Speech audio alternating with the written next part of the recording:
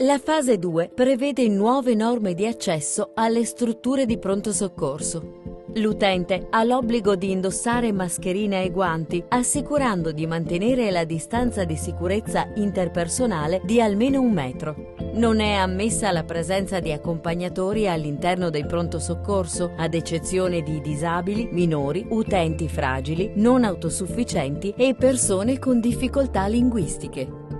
I pronto soccorso in questa fase mantengono percorsi differenziati per i sospetti Covid e per gli accessi per altre patologie. Al fine di identificare e indirizzare verso un percorso separato i sospetti positivi al virus, rimane attivo il pre-triage. In questa fase di preaccettazione vengono verificate le condizioni di salute dell'utente in rapporto al Covid-19.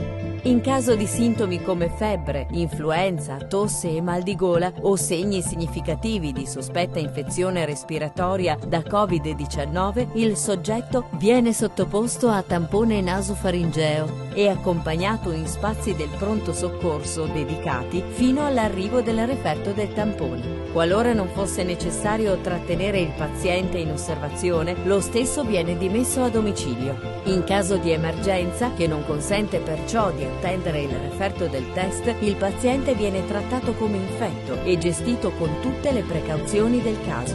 Analogo approccio è previsto anche per le persone che giungono al pronto soccorso in ambulanza, con la variante che il pre-triage va fatto al momento e sul luogo del soccorso. Al termine dell'iter diagnostico per Covid, il soggetto può venire ricoverato o, se le condizioni lo permettono, dimesso a domicilio.